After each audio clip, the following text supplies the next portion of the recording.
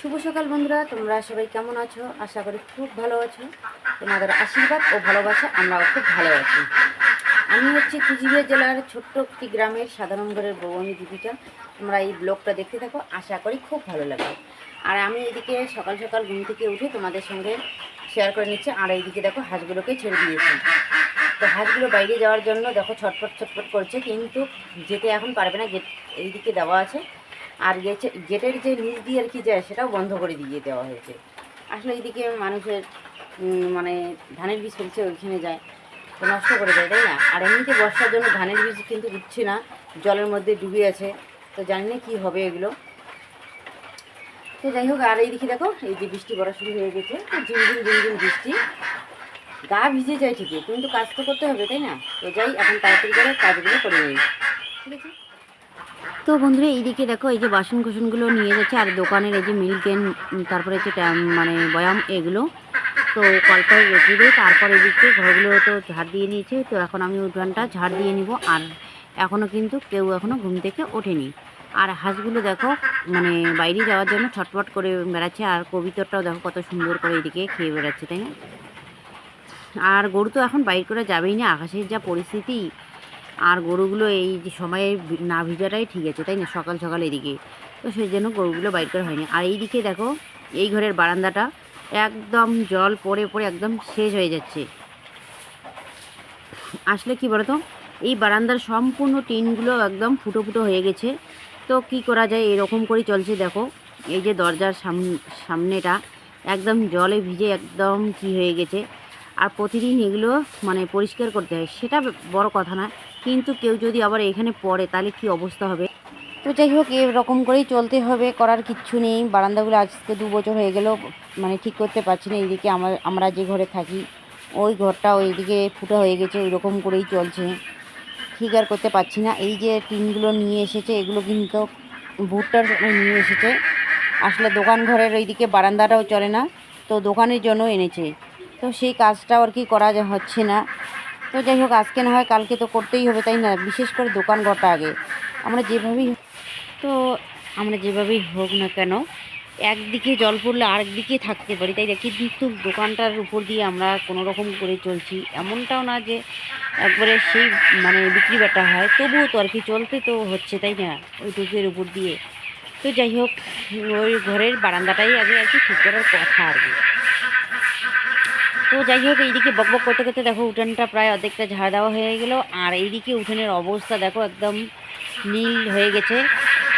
আসলে মানে এগুলো যে এত পিছলে হয় তো কী বলবো। আর এইদিকে কদিন ধরে বৃষ্টি বৃষ্টি, আর এইগুলো মোছা কোচা হচ্ছে না। আর এই ঘরের বারান্দাটা মানে বারান্দাটা যে মুখবো একদম একবারে জলে জল হয়ে থাকে, বিশেষ করে যখন আবার বেশি করে বৃষ্টি হয়, তো সেজন্য মোছা আর হয় না।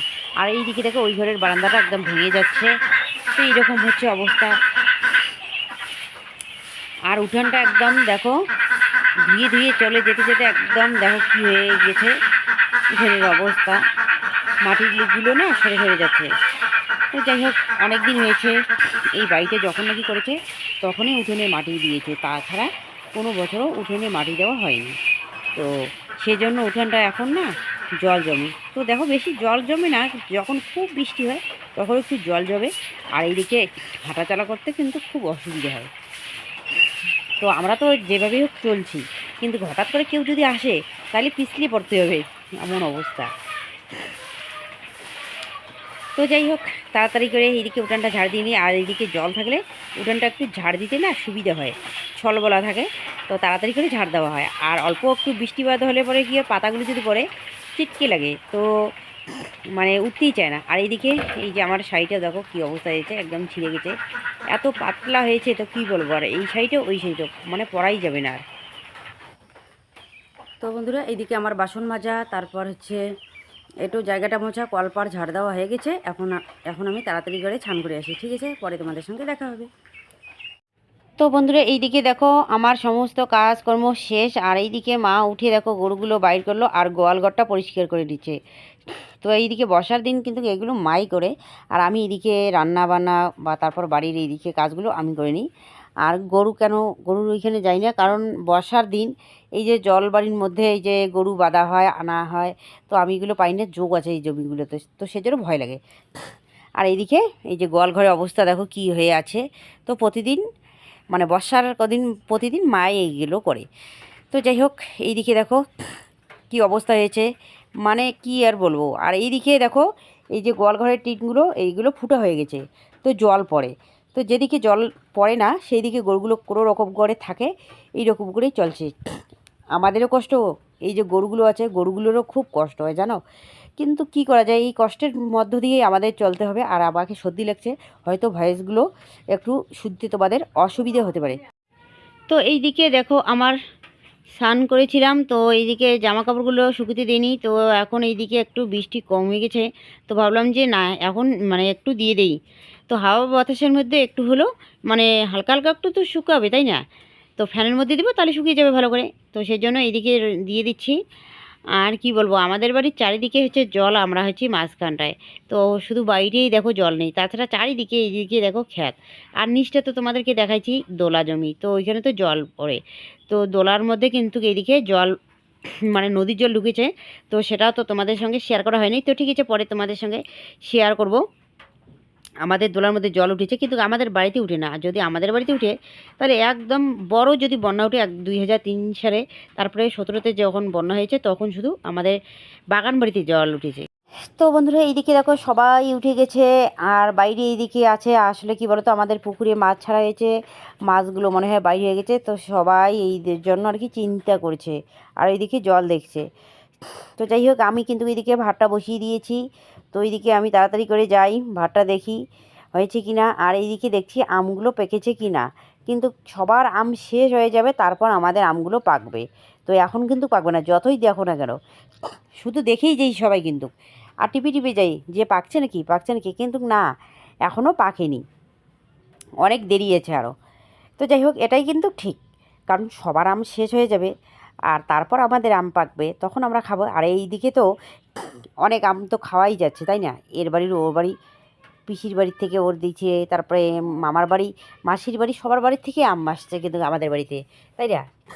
কিন্তু আমাদের আমগুলো পরে পাকবে, এটাই সবথেকে ভালো, কারণ এখন আমের সিজন, এখন তো মানে আম খাওয়াই হচ্ছে, কিন্তু পরে এই যে আমাদের আমগুলো খাবো। তো যাই হোক, আর এইদিকে তাড়াতাড়ি করে আমি যাই ভাতটা দেখি ভাতটা হয়েছে কিনা। আর আমি ক্যামেরা করছি এই জানলা দিয়ে। চলো মার কাছে যাই।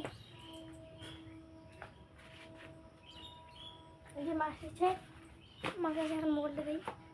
আমি রান্না বসাইছি, ভাত বসিয়ে দিয়ে এদিকে ঠাকুর মুছিয়ে আসলাম, তো চলো দেখি ভাতটা এদিকে হয়েছে কিনা। বিছানাগুলো তুলো, ওই ঘরেরটা তুলো, ঠিক আছে। দেখা কি কি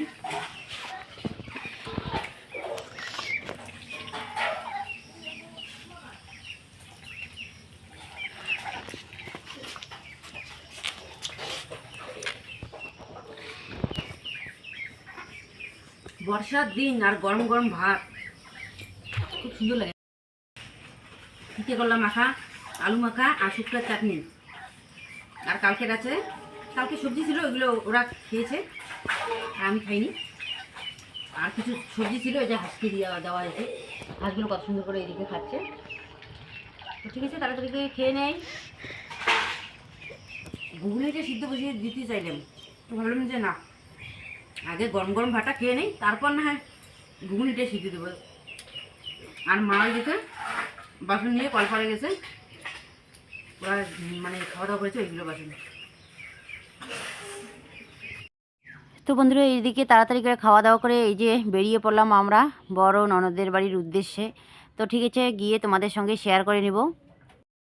তো বন্ধুরা এই যে আমরা চলে আসলাম এই যে বড় দিদির বাড়িতে, বন্যার খবর শুনে চলে আসছি। তো এইদিকে তোমাদের দাদা ভাই, আর এইদিকে দেখো মানসাই ব্রিজটা ওই যে ওইদিকে দেখা যাচ্ছে, দেখো এই যে মানসাই নদী একদম প্লাবিত হয়ে গেছে, পরে তোমাদের সঙ্গে শেয়ার করবো, ঠিক আছে। যাই আগে ওদের বাড়িতে, বৃষ্টি পড়ছে এইদিকে আবার।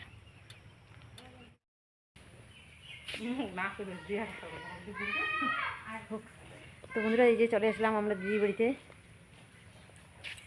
তো এই যে বেশি কিছু আনি নাই, এই যে এইগুলো নিয়ে এসেছি। তো বন্ধুরা আমি অনেক দিন পর এদের বাড়িতে আসলাম, এসে দেখি এই যে নতুন ঘরগুলো করেছে, দেখো কত সুন্দর করে।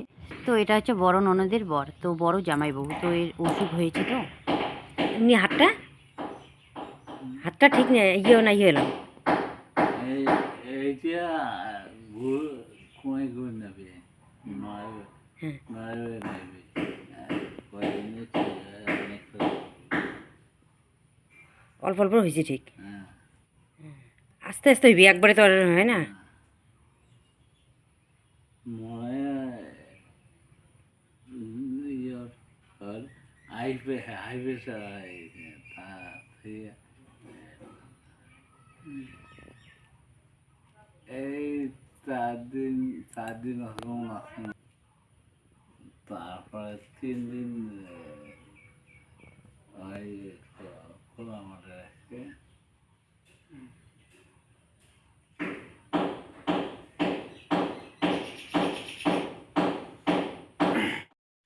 তো বন্ধুরা এইদিকে এদের বাড়িতে আমি অনেক দিন আগে এসেছি, আর জামাইবাবুর অসুখ করেছিল, তখনও আর আমি আসতে পারিনি। মা এসেছে, তোমাদের দাদাভাই এসেছে, রাজরাশি সবাই কিন্তু এসেছে।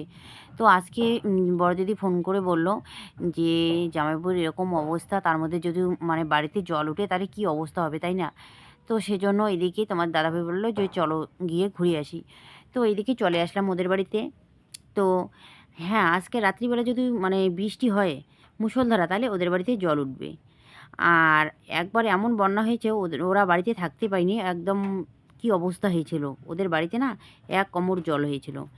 তো সেটা মানে এই রকম যদি হয় তাহলে কি করবে বলো। আর জামাইবাবু এরকম মানে অবস্থা, ভালো করে হাঁটতেও পারে না, ভালো করে এখনও কথাগুলো মানে স্পষ্ট হয় না, কতগুলো তবুও স্পষ্ট হয়, মানে অনেকটাই ভালো হয়েছে, শুধু ডান হাতটা একটু অসুবিধা এখনও আছে।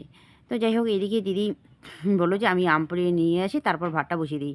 তো আমি বললাম যে না, তুমি আম পাড়ো, যাও, আর আমি এইদিকে ভাতটা বসিয়ে দিই। তো এইদিকে আমি ভাতটা বসিয়ে দিয়ে তাড়াতাড়ি করে এই যে ছোটো আলু, আমরা দেশি আলু বলি এগুলো, তো ওরা এইদিকে এগুলো করেছিল, এগুলো আলু চাষ করেছে।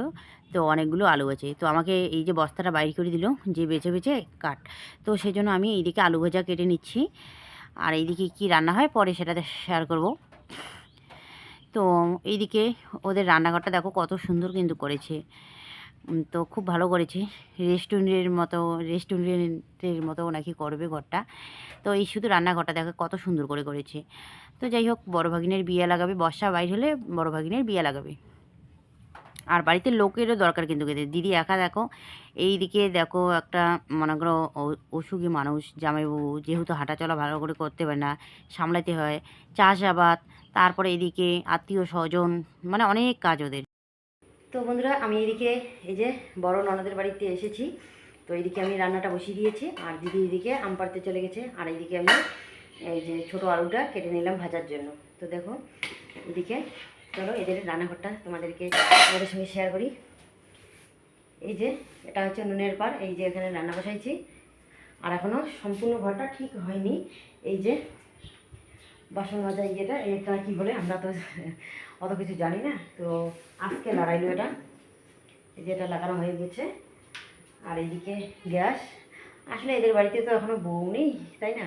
তো বড় ভাগিনের বিয়ে লাগাবে কিছুদিন পরে, বর্ষা বিদাইলে পরে বাইরে পরে বিয়ে লাগাবে।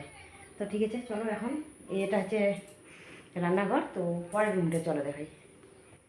তো এটা হচ্ছে এই যে খাওয়া দাওয়া হবে এখানে, শুধু একটা ডাইনিং আছে আর কিছু না। তো এখনও সম্পূর্ণ কাজ সেরে নিই। আর এদিকে শুধু এই যে দেখো সিলিং এগুলো লাগাইছে, লাইটের ব্যবস্থা আছে, অনেক কিছু আছে। তো এটা হচ্ছে ওদের রান্নাঘর। তো এটা হচ্ছে ওদের রান্নাঘর, আর এই দিকে হচ্ছে কলপাট, ল্যাট্রিন, বাথরুম, আর এইদিকে এই যে এটা হচ্ছে ওদের দক্ষিণ ঘর কিন্তু।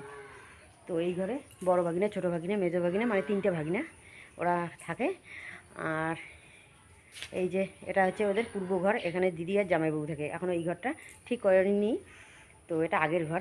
তো এই ঘরটা কিছুদিন পরে বর্ষা বাইরে হলে পরে ভাঙবে। আর ওই দিকে দেখো ঠাকুর ঘর, ওটা বাইরের দিকে, তো পরে সেটা তোমাদের সঙ্গে শেয়ার করব। আর এটা হচ্ছে ওদের এই যে আমাদের যে উত্তর ঘর থাকে ঠাকুর ঘর, এই যে এটা ঠাকুর ঘর, আর লাকড়ি ঠাকড়ি এগুলো আর কি রাখে। তো ঠিক আছে, আর বাইরে পরে যাবো। এইদিকে রান্নাটা বসে দিয়েছি, আর দিদি বাড়িতে নেই, দিদি ওইদিকে আম পাড়াইতে গেছে। তো কোথায় যে গেছে চলো তো দেখি একটু এইদিকে বাইরের দিকে। তো এই যে জঙ্গলের মধ্যে দিদি আম পাড়াই দিতেছে, দেখা যায় না ভালো করে।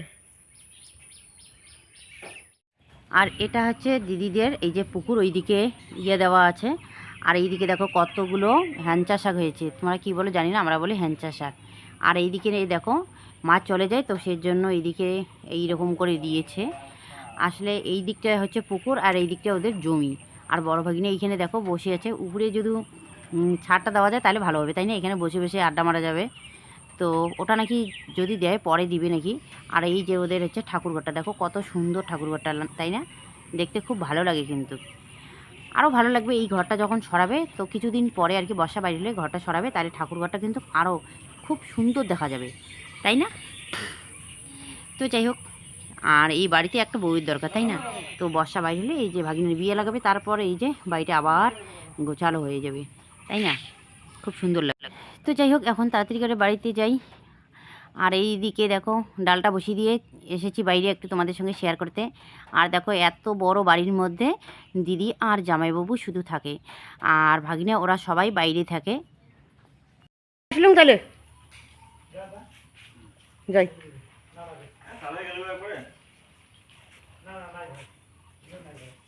ঠিক আছে, কি ডিউটি চলে যাবো।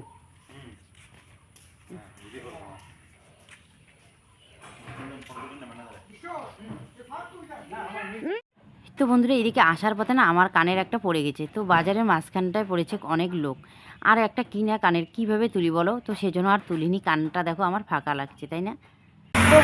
তো বন্ধুরা, এই যে আমরা চলে এসেছি এই যে মাইনসাইড ব্রিজে আছি আমরা। তো দেখো এই যে, তো আমরা এই যে বাড়ি থেকে ওদের বাড়ি থেকে বাইরে হলাম, তো এখন আমরা তাড়াতাড়ি করে বাড়িতে চলে যাব, আবার গিয়ে এইদিকে দোকান করবে, তো সেই জন্য তাড়াহুড়ো করে চলে আসলাম। ঠিক আছে, তারপরে তো দেখো নদীটা একদম জলে ভরে গেছে, ফুল কিনারা দেখা যাচ্ছে না, তাই না? তো ঠিক আছে বন্ধুরা, এখন আমরা তাড়াতাড়ি করে চলে যাই, সময় নেই, এইদিকে 4:30 বেজে গেছে।